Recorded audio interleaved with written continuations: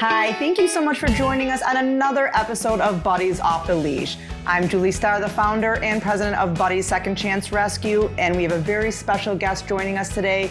Today we have our friend Kelli Swagel from the Pit Chic, and she offers a multitude of different training services right here in Western New York. Today she's going to be telling us all about the services that she offers, her partnership with Buddies, and the strength and bonding you can do with your pet through training. So Kelli, thank you for joining us today. Could you do us a favor and share your background on rescue, training, veterinary medicine? You've done it all in the rescue world. Yeah, thanks for having me. Yeah. So I started out in veterinary medicine as an assistant. I started working in emergency medicine. So I dove right in. And then from there, I was pulled into a private practice from emergency medicine, started working in animal pain management, and that's where I fell in love with animal behavior. Fractious cats, nervous dogs coming in for pain management, acupuncture in the underwater treadmill, and PT. My goal at the end of each appointment was always that the next time that animal came in, they were looking forward to at least seeing me. So from there, I started shadowing a couple different trainers in the area. I started volunteering at a local dog shelter in Tonawanda. And that's kind of where I started my business, is I started taking those rescue dogs, promoting them into different rescues, and working with them with just their obedience. So Kelli, tell us how you personalize each in-home behavioral consultation when coming to someone's home when they need help with getting their dog's training. It starts with a phone consultation. I'll get a deep history. So there's a difference between obedience training, dog training, and behavior modification. Behavior modification, I kind of have to act like a detective. I have to find out what is causing these behaviors. Because a lot of times dogs act out in different ways, and it's a symptom of something underlying. So I will ask different questions, genetic-based, veterinary-based, nutrition-based, and what their routine is at home to kind of find out what is causing these different behaviors. So once I get a good history over the phone, we'll set up an in-person consultation. That way I can kind of evaluate the dog's behaviors, because the dog's body language tells us a lot more than an owner can tell us over the phone. After each in-home evaluation, I will email over the client a customized training program that will detail exactly how many lessons that I think are necessary, and what are the most important things, kind of what we've talked about, whether it's reactivity, a bite history, basic obedience, potty training, how many lessons that I think are necessary, and available start dates that we have. One of the biggest questions is do I have payment plans? And I do now. So we have a few different payment plans. Training is an investment. So, and the one thing that I really pride myself on is it's not just I'm training your dog and then after their training, you don't hear from me again, or if you reach out, I don't answer. It's a lifelong relationship. That's awesome. So even in 5 years, 10 years, if there are questions, your dog starts showing some odd behavior, you can reach out via text, call, or email. We'll hop on a free phone call, and we'll kind of talk through it. And if I have to come back out for some more training, then we would go through the same approach, and we would do another training program and go from there. Yeah, and that's awesome that you offer the payment plans, because like you said, it's an investment, and yeah, sometimes it isn't cheap, but you are invested in that dog for life, so you want that dog to be the best that it can be. And I know that sometimes you're not just training the dog, but you're also training the owners, because owners do sometimes need help and guidance on what their dog's behavior is, and how to handle those certain types of behaviors, and what the best option is for that dog, because not every dog responds to every training the same. No. Dogs are like people, they're like kids, they require routine, and sometimes they learn differently than another dog might learn differently. Right. And that's where you come in, because you specialize in those body language behaviors and being able to read that. Yep, and that's why I decided to do a tailored pricing program. Because it doesn't make sense if your neighbor and you both have a dog that has issues. One dog might have something like PTSD, where the other dog just needs to learn to sit or learn recall. So it's hard to offer cookie cutter pricing in the same program for similar dogs, but totally different. That's amazing. Yeah, very cool.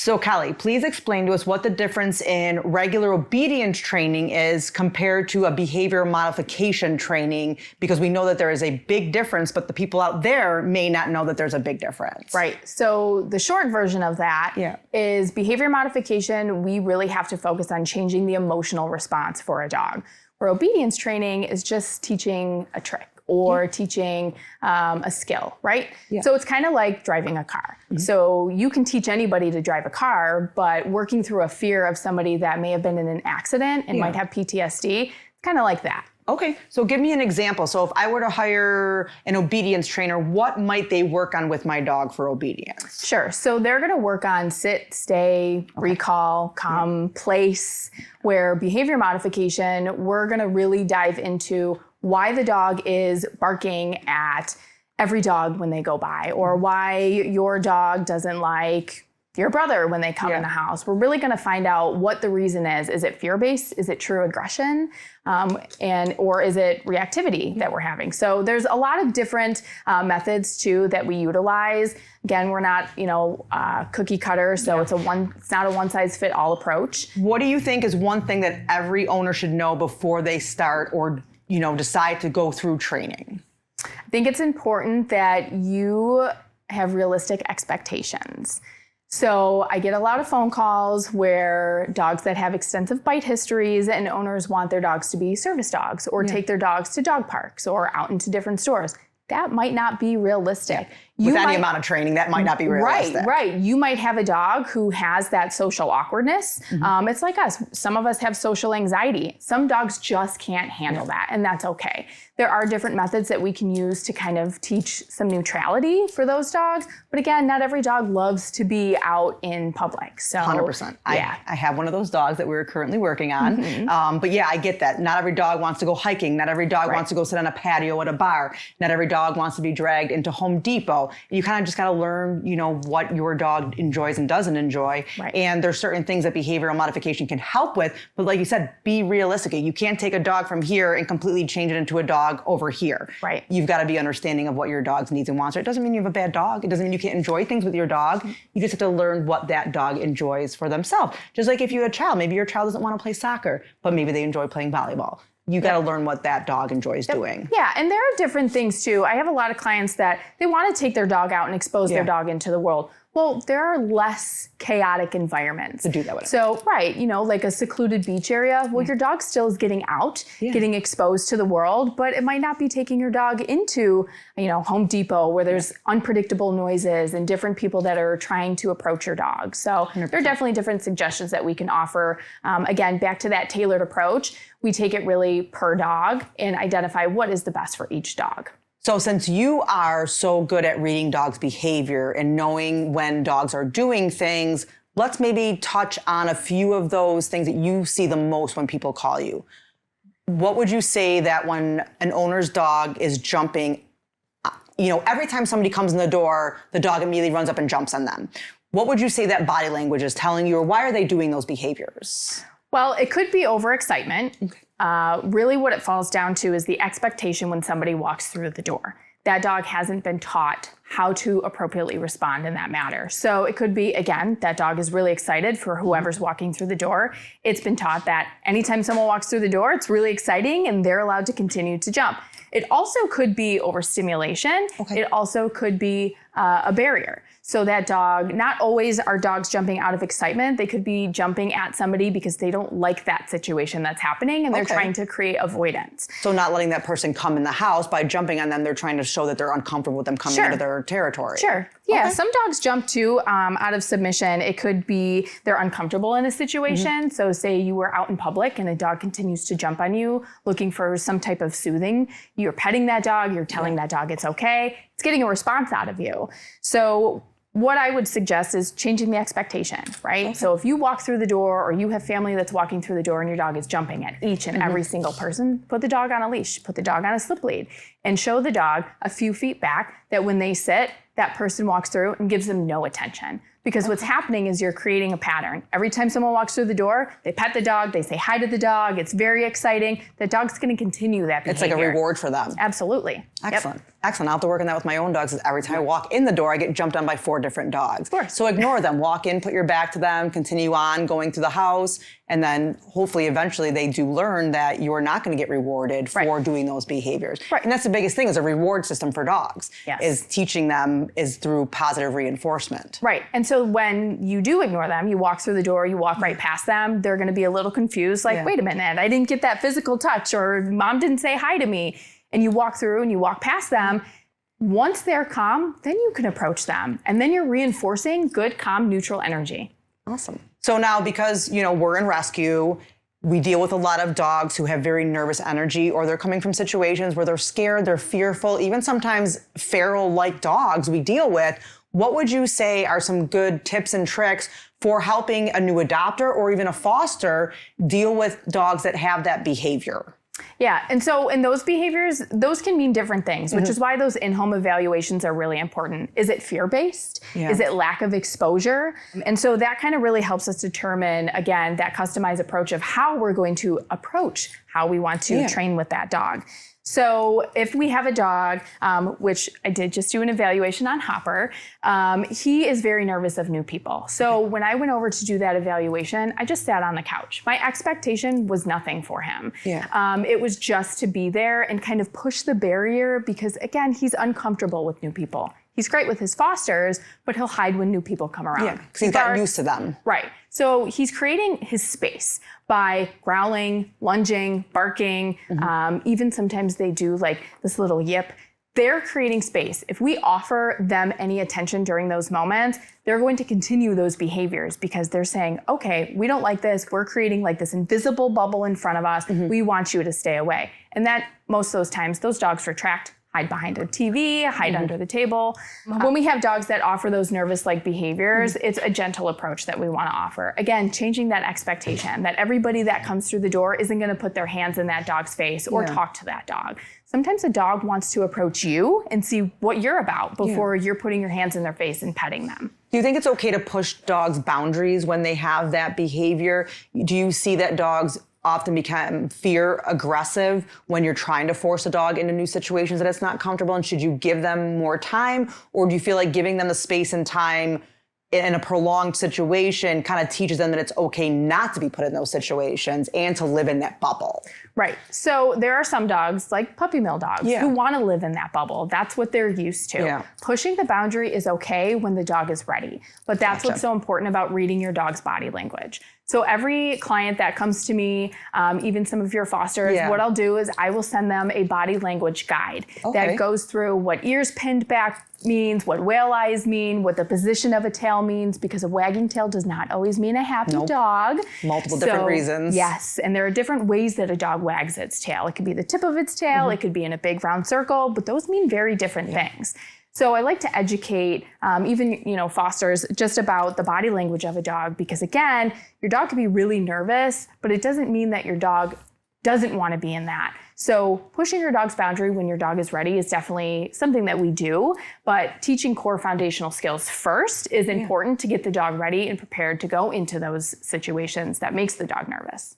So the number one thing that I get and people are concerned about, adopters or fosters is when they're taking their dog for a leash and the dog sees another dog and reacts, whether it be aggressively or overexcited. What do you think that means for, I know every dog is different, but for the majority, what do you think that means for a dog when it's getting that amped up on a leash with another dog present? Yeah, so that's again where we kind of default to the behavior modification, right? So obedience trainers, what they're going to tell you is you see that dog's barking, and you're going to put the dog into a sit. It doesn't really teach the dog how to get through that experience when they see other dogs. So could there have been a traumatic past with another dog? Could it have been a dog fight with a specific type of dog, and that's why that dog's reacting? Or could it be lack of exposure, and that dog just doesn't know how to respond? Yeah. So we do a lot of leash training when it comes to that. Exposing the dog in neutral environments. If your dog's having trouble on a walk, barking at every single dog, we're going to start on leash work in the house before we even go outside. Because what's happening is that expectation when you're on a leash and you're giving any type of correction means nothing. The dog is just going to continue to react because it's fallen in that pattern of when I bark, my mom says this, my mom does that, pets me, tries to move me away from it. Avoidance is never going to actually work through the behavior change of that dog.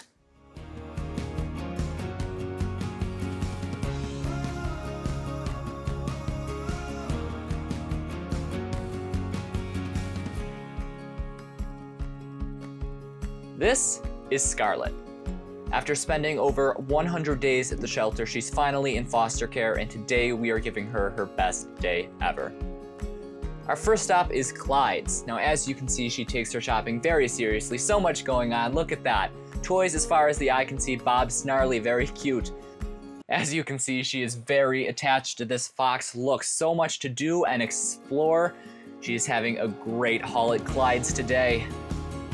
Obviously, we don't want to stay in that summer heat for too long, so our next stop is going to be Fatty Beer to cool down. Scarlett is still getting used to unfamiliar people and spaces, so this open space is perfect for her to explore. She's so relaxed. Scarlett is house-trained, crate-trained, eager to learn, and so full of love. Now all she needs is a forever home. Of course, she's a natural at catching popcorn, mostly she's a natural. And of course, no best day is complete without a pup cup from Francile.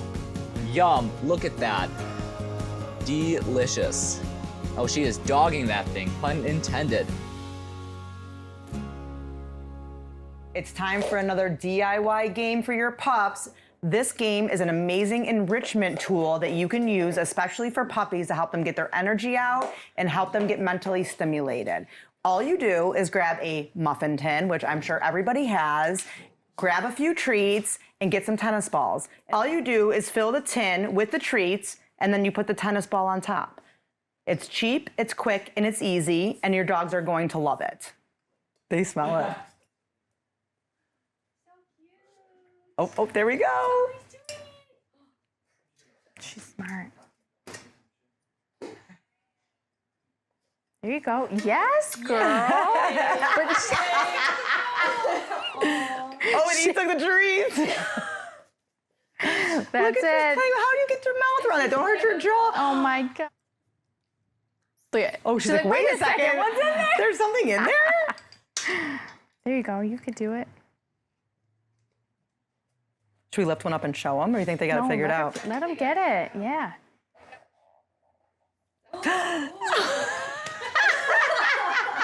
Wait. Sandy, come back. Look. Come back. Come here. Look. Come get it. Come get it. Right here.